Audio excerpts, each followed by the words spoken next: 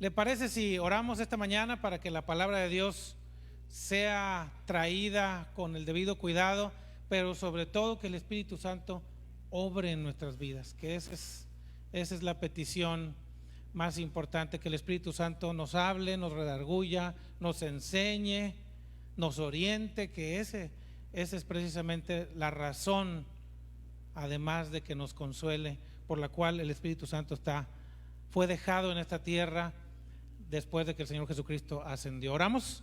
Gracias, Señor, por el privilegio de compartir tu palabra, Señor, esta mañana. Permítenos, Señor, hacerlo con cuidado, Señor, con humildad, Señor, leerla con humildad, Señor, y sobre todo que tu Espíritu Santo haga la obra en nuestros corazones, que nos redarguya ahí en nuestra mente, en nuestro corazón, donde nadie más puede entrar más que solo tu bendito Espíritu. En el nombre de Jesús, amén. Hemos estado hablando, mis hermanos, acerca de un tema muy interesante. Les he traído 2 mensajes en los que hemos revisado cuando Dios nos dice a sus hijos no en algo, y hemos platicado que la razón por la que Dios dice que no hagas ciertas cosas o no tengas ciertas actividades o actitudes, etcétera, es para proteger nuestro corazón, nuestra alma o nuestro cuerpo. Hay diferentes cosas, pero pensando en esto durante esta semana, les decía cuando iniciamos esta serie, les decía que crecí acostumbrado a los nos como hijo, y luego como papá empecé también a decirles a mis hijos no en muchas cosas. Eso es de las primeras palabras que aprenden los niños después de papá y mamá, el no, ¿verdad? No, y no, y no. Y está uno diciéndoles que no por querer protegerlos, pero es no y no y no y no a muchas cosas. Y en la iglesia luego nos preguntan qué prohíben ahí, ¿verdad? Nos dicen, ¿qué le van a quitar a uno, ¿verdad? ¿Qué te quita la iglesia? Y luego empiezan a pensar, te quita de dejar ir a las fiestas, de oír música, de las cumbias, te quita de la Paquita, la del barrio, te quita cosas. Uy, pues ya vale más que no vaya a la iglesia porque ya no me van a dejar ni ir a las fiestas, ¿verdad? Ni ir con los amigos, ni ir. Y pensando precisamente en esto, esta semana, me acordé de nuestro año en Canadá como familia. Miren, pasó algo muy interesante, fue algo hasta cierto punto perturbador en mi mente y en mi corazón. No es todavía aquí en nuestro país tan fuerte como esto que les voy a platicar, pero muchas de las iglesias cristianas están cerrando. Están convirtiéndose en museos o en dormitorios. Los dividen y los hacen dormitorios para rentarlos. Los hacen ahí donde mi esposa tomaba el metro, enfrente había una iglesia metodista, y ya estaban ofreciendo clases de yoga, de aeróbics, todos los días, incluyendo los domingos, porque ya realmente ya no había actividad de la iglesia como tal. Había un edificio camino a la casa, había un edificio precioso de una iglesia bautista. El edificio era por allá de 1600 no sé qué, preciosísimo el edificio, cerrado, sin gente. Y empecé a traer a mi mente conjeturas, pensamientos de por qué estaba sucediendo esto en Canadá. En Estados Unidos es un asunto muy similar. Y luego en la sociedad canadiense, una sociedad en donde casi no hay pobreza, de hecho hay probablemente menos pobreza que en Estados Unidos. No hay tanta necesidad. Sí hay, debo decirles que igual hay gente sin hogar, etcétera, pero es muy, el grueso de la sociedad es la clase media. Es decir, es gente que vive bien, que no son ricos, que tengan un dineral, pero no les hace falta nada. Tienen acceso a la comida, al vestido, etcétera. Y entonces se empieza a volver este tipo de vida una vida cómoda, en la que ya no hay necesidades, ¿verdad? Mucho menos de la parte espiritual. Porque muchos de los que acuden a buscar al Señor, como lo hemos encontrado desde los tiempos de la Biblia, llegan a Él cuando hay necesidades, o de comida, de alimento, como sucedió muchas veces y sucede todavía, o de vestido, o de casa, o de enfermedad. ¿Cuántos enfermos no llegaron a Jesús y fueron sanados y fueron salvos? Un endemoniado que le fueron quitados sus demonios, una legión, y le dijo al Señor: yo te sigo, ¿verdad? El Señor le dijo: no, no me sigas, quédate para que hables con tu familia y les platiques el testimonio. Bueno, este grueso de gente de la clase media, sin mucha necesidad, empieza a vivir una vida en la que todo es relax. Cuando hice mi examen de la licenciatura en teología, déjenme decirles que también se hacen exámenes y también lo reprueban a uno.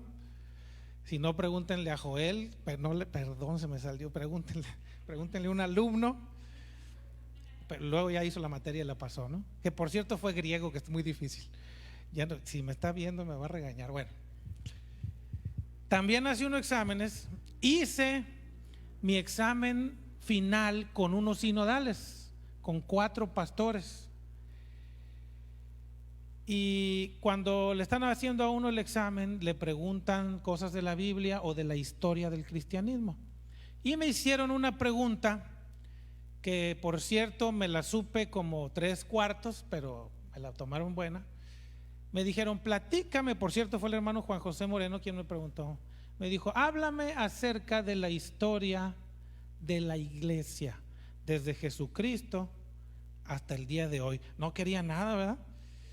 Quería toda una historia. Entonces le empecé a platicar acerca de cómo Jesucristo enseñó a sus discípulos, y luego otras gentes se fueron uniendo, como el apóstol Pablo, etcétera, y ya vienen los tiempos hasta que llegamos al periodo de la Reforma y Martín Lutero, y se platica toda la historia, ¿no?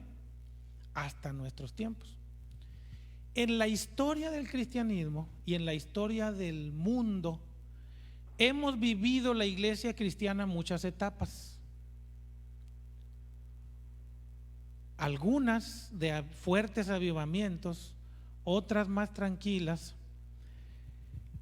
Pero actualmente, al día de hoy, en los países avanzados, en los países desarrollados, se está viviendo un periodo al que algunos le están llamando el poscristianismo. Ya vivimos el modernismo, el posmodernismo, el cristianismo. De hecho, los vecinos del norte tienen ahí en sus monedas esa palabra que dice: en Dios confiamos. Todavía tienen eso, ¿verdad? Porque fue una nación basada en doctrina cristiana. Yo estoy totalmente convencido de que es una de las razones por las que ellos prosperaron en su tiempo. Bueno, pues ese poscristianismo es lo que está sucediendo en países como Canadá, por ejemplo. ¿Qué es eso de poscristianismo?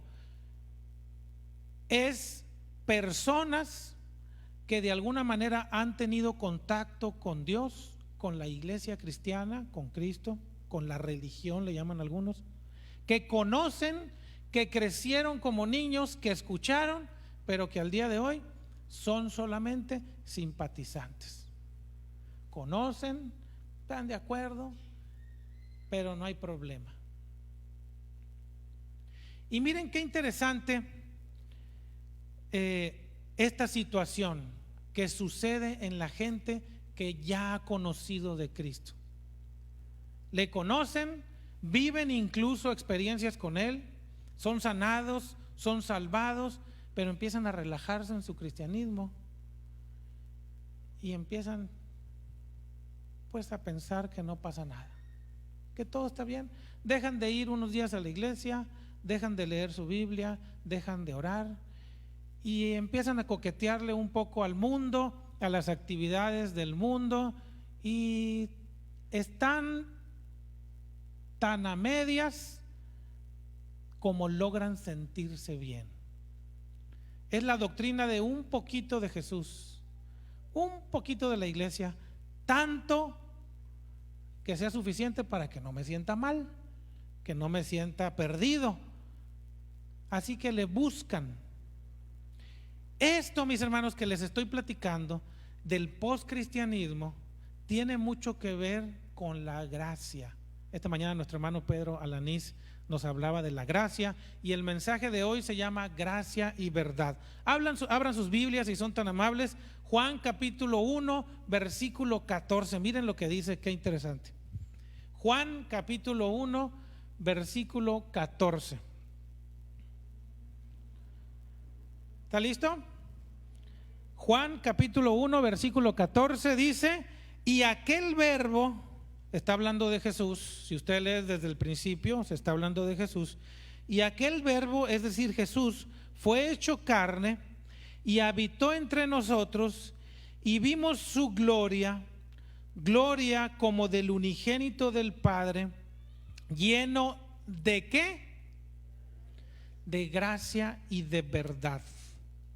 El Señor Jesucristo vino a esta tierra, habitó entre nosotros y fue lleno de gracia y de verdad. ¿Saben ustedes qué significa eso de gracia? Es un regalo.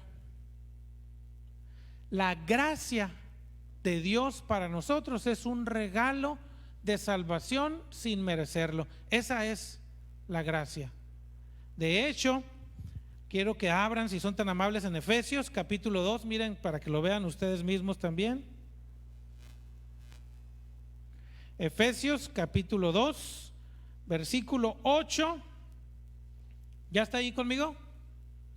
Dice: porque por gracia sois salvos por medio de la fe, y esto no de vosotros, pues es don de Dios, no por obras, para que nadie se gloríe. Quiere decir, mis hermanos, que el regalo de la salvación que usted y yo hemos recibido es por gracia, no porque nosotros hayamos hecho algo, sino nomás de puro gusto de Dios, del puro placer de Dios de darnos a usted y a mí el don de la salvación. Y dice: no por obras, para que nadie se gloríe. No es por mí, no es por lo bueno que soy, no es por los latigazos que me doy. La gente pretende que sufriendo, haciéndose cosas en sus cuerpos, ustedes se les vendrán a la mente imágenes de la gente haciéndose cosas, piensan que con eso obtienen la salvación, obtienen el don de Dios, pero no es así, es puro regalo. Pero esto, mis hermanos, ha servido para que la gente abuse del regalo de Dios, y esto es bien interesante. ¿Por qué? Porque en esta era de la postcristiandad, la gracia se vuelve para los seres humanos algo relativo. ¿Qué quiere decir? Comentarios como los que escuchamos cuando dicen: pues si los dos se aman, el amor es lo que más importa. Cuando escuchamos comentarios como los que dicen: no le hago mal a nadie, Dios conoce mi corazón, que no le hago mal a nadie. Dios sabe que tengo buenos pensamientos y buenas intenciones. Y empieza uno a escuchar cómo se diluye ese regalo de salvación que Dios nos ha dado, con comentarios a veces que no tienen nada que ver con los que creemos en Dios de todo corazón. Jesucristo dice en Juan 1:14 que vino a esta tierra, se hizo carne y estaba lleno de gracia. Es decir, Él venía dispuesto a regalar la salvación. ¿Y cuál es la otra palabra que sigue? Verdad. Gracia y verdad son dos palabras que debemos considerar. La segunda palabra, verdad, es el otro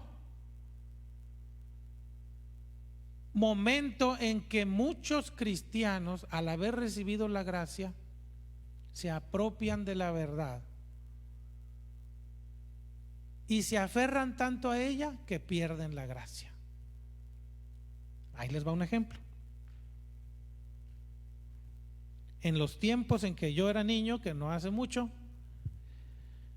en la iglesia no se permitía que las hermanas vinieran en pantalón. Y luego se les tachaba de pecadoras si se maquillaban. Tenían que, no en la iglesia donde yo iba, pero en otras iglesias tenían que usar ropas que les cubrieran la mayor parte del cuerpo. Si alguna de las hermanas caía en pecado, de las jóvenes, era tachada y a veces hasta sacada de la iglesia, porque teníamos la verdad en la mano. Porque la Biblia decía con toda claridad que la mujer no debería de hablar en público. Porque dice la Biblia con toda claridad: no adulterarás, no fornicarás, y otro montón de cosas que se han vuelto leyes que no se pueden trascender. Y la verdad que nos fue traída por medio de Jesucristo se vuelve para la iglesia fariseísmo. Esa verdad que para nosotros debía de ser el camino a Dios, se vuelve para nosotros las armas para poder lastimar a nuestros hermanos cuando se han salido de la verdad. Y luego los pastores, cuando no los ven a ustedes en la iglesia, les dicen: hey, ¿no viniste el domingo? Dice la Biblia: no dejando de congregarnos como algunos tienen por costumbre, pecador, arderás en el infierno. Nunca les voy a decir eso yo, ¿eh? Esa es la verdad, pero es una verdad sin gracia. El asunto es el equilibrio que los cristianos debemos de tener. Porque sucede, mis hermanos, que todos estamos creciendo en el Señor y caminando en Él, y tenemos la posibilidad de equivocarnos. Y qué triste es cuando usted se vuelve un fariseo con la verdad en la mano, agarran la Biblia y a bibliazos, ¿verdad?, al pecador. Me acuerdo que cuando recién llegué aquí a la iglesia tenían un logo que decía: para edificación de los para alcanzar a los perdidos y edificación de los creyentes. Y yo le dije al pastor: si yo veo esto, pastor, voy a decir, ¿yo soy creyente o soy perdido? Pues uno de los dos soy, ¿verdad? Yo espero que no me tenga entre los perdidos. Y luego le cambiamos el logo, ¿verdad? La iglesia, mis hermanos, se ha vuelto en nuestros tiempos golpeadora de ovejas. Por eso mucha gente ya no quiere asistir a la iglesia. Por eso mucha gente agarra la gracia, así como les platicaba de la gente en Canadá, y dice: así está bien, estoy bien, yo hago mis oraciones, yo vivo mi vida, yo convivo con el Señor, eso está bien. Y empieza a relajarse en muchas cosas. Y por otro lado, los que agarran la verdad y con ella pretenden hasta vivir una vida que ni siquiera ellos pueden lograrla. Vayan conmigo, mis hermanos, a Juan capítulo 8. Este es uno de los pasajes de la vida de Jesús que más me impresionan. Es de mis favoritos. Es un pasaje que nos trae tanta enseñanza. Capítulo 8 de Juan, ¿está conmigo? Vamos a leerlo hasta el versículo 11. Quiero que me siga con la vista y le vaya poniendo mucha atención a la historia. Y Jesús se fue al monte de los olivos, y por la mañana volvió al templo, y todo el pueblo vino a él, y sentado él les enseñaba. Entonces los escribas y los fariseos le trajeron una mujer sorprendida en adulterio, y poniéndola en medio le dijeron: Maestro, esta mujer ha sido sorprendida en el acto mismo del adulterio, y en la ley nos mandó Moisés apedrear a tales mujeres. Tú pues, ¿qué dices? Mas esto decían tentándole para poder acusarle. Pero Jesús, inclinado hacia el suelo, escribía en tierra con el dedo. Y como insistieran en preguntarle, se enderezó y les dijo: El que de vosotros esté sin pecado, sea el primero en arrojar la piedra contra ella. E inclinándose de nuevo hacia el suelo, siguió escribiendo en tierra. Pero ellos, al oír esto, acusados por su conciencia, salían uno a uno, comenzando desde los más viejos hasta los postreros, y quedó solo Jesús y la mujer que estaba en medio. Enderezándose Jesús y no viendo a nadie sino a la mujer, le dijo: Mujer, ¿dónde están los que te acusaban? ¿Ninguno te condenó? Ella dijo: Ninguno, Señor. Entonces Jesús le dijo: Ni yo te condeno, vete y no peques más. En este pasaje, mis hermanos, se resume las dos palabras de las que hemos estado platicando esta mañana. Se resume la gracia del Señor Jesucristo al perdonar a esta mujer, pero también la verdad al decirle: vete y no peques más. Una mujer que fue sorprendida en el acto de adulterio, seguramente ella estaba avergonzada porque fue llevada hasta probablemente desnuda o cubierta con algunas sábanas delante del Señor Jesús, y la multitud estaba lista para apedrearla porque esa era la ley. Esa era la ley de Moisés. Y al Señor Jesús le dicen: ¿se debe de cumplir la ley con esta mujer? Si él respondía que sí, su respuesta sería contraria a la enseñanza de amor que le estaba dando. Si él respondía que no, sería acusado de que transgredía la ley de Moisés. Qué difícil situación para el Señor, ¿verdad? Pero él, que conoce los corazones, las mentes, que es el Rey de Reyes y el Señor de Señores, les dice: si alguno de ustedes está libre de pecado, arroje la primera piedra contra ella. ¿Y saben qué es lo interesante? Que se empezaron a ir. Y miren cómo se fueron. Vayan conmigo al versículo 9. Pero ellos, al oír esto, acusados por su conciencia, salían uno a uno. ¿Quiénes empezaron a ir primero? Comenzando desde los más viejos, y al final quedaron los más jóvenes, pero también se fueron. Oigan, ¿y que los fariseos dónde estaban? También se fueron.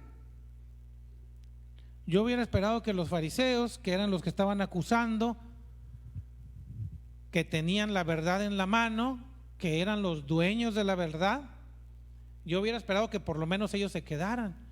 pero uno a uno empezaron a irse acusados por su conciencia, desde los más viejos hasta los más jóvenes. ¿Por qué se habrán ido los más viejos primero?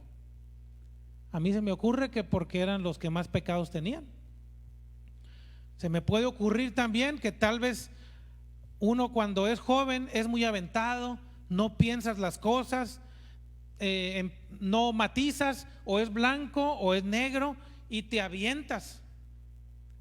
Pero los viejos, los que empezamos a entrar ya en años, los que pasamos de los 20, ya empezamos a tener pensamientos, ¿verdad? Y empezamos a matizar las cosas, a no ser tan estrictos en nuestras decisiones. No sé por qué se fueron ellos así, pero se fueron.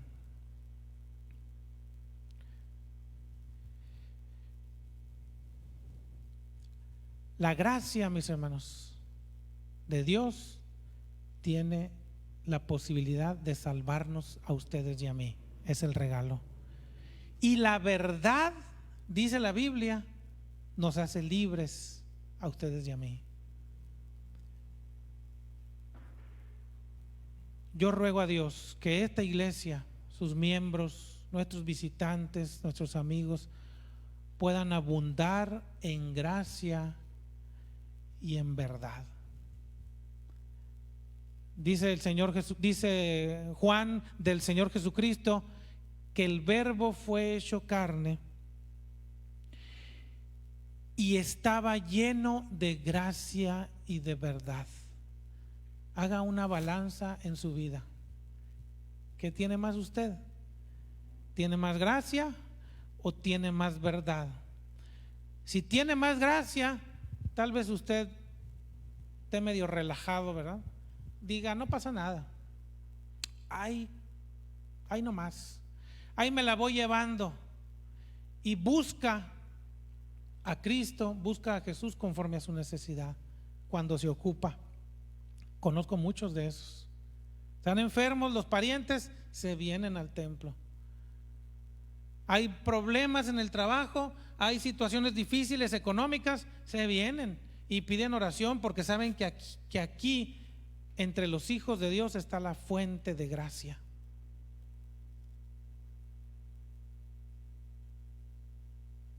Abunda la gracia. Y por otro lado está la verdad. He conocido gente lectora de la palabra de Dios que se sabe el versículo, el capítulo y el libro, y le apunta, ¿verdad? Y le tiene rayada toda la Biblia. Y recuerdo un hermano hace algunos años me dijo, cuando yo estaba en el seminario, me dijo, ¿qué día discutimos de la palabra? ¿Para qué? Le dije yo. Pues para que veas que te gano en la palabra. Pues gáneme, le dije, no se mortifique, ¿no? Y ni le hice caso, ¿no? Para eso es la verdad. Para eso es la palabra de Dios. Versículo, capítulo y libro y todo, y que usted se sepa todo. Y no, es terrible esa gente, mis hermanos. Es terrible, es perversa. Agarra la palabra de Dios y la usa para lastimar a las personas. El Señor Jesucristo, mis hermanos, fue hecho carne y fue lleno de gracia y de verdad. Nosotros somos seguidores de Cristo, somos llamados cristianos, y yo quisiera orar por usted esta mañana para que el Señor le permita conocerle a través de la Biblia, que usted pueda ser lleno de la verdad, para que la verdad le haga libre, pero que a su vez crezca en gracia, para que usted pueda ser salvo y también alcanzar a los que ama en esa salvación tan grande. Nos ponemos de pie, mis hermanos.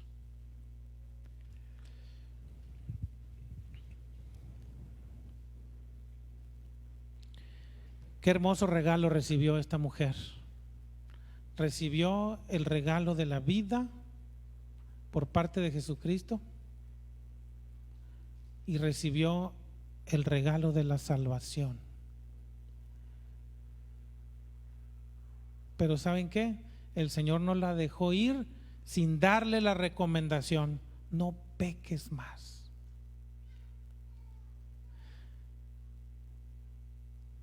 Dice el apóstol Pablo en Romanos: ¿seguiremos pecando para que la gracia sobreabunde? O sea, usted piensa que porque la gracia, porque el regalo de Dios es gratuito y lo tiene a la mano, va a ser suficiente para que usted siga desobedeciendo, siga viviendo una vida licenciosa sin Cristo. ¿Va a ser suficiente? Déjeme decirle que no es así. Dios nos llama a que equilibremos nuestra vida en gracia, en ese regalo, pero también en la verdad. La gracia nos da salvación, la verdad nos hace libres, dice el Señor Jesucristo. Oramos, mis hermanos, déjenme orar por usted. Esta mañana es una mañana de oportunidad para que usted se acerque a Dios, para que usted tome la decisión de acercarse a Él en agradecimiento por el regalo de la salvación y buscando conocer la verdad en Él. Si usted quiere aceptarle como Señor y Salvador de su vida, haga esta oración conmigo. Y si usted, por tener esta gracia, por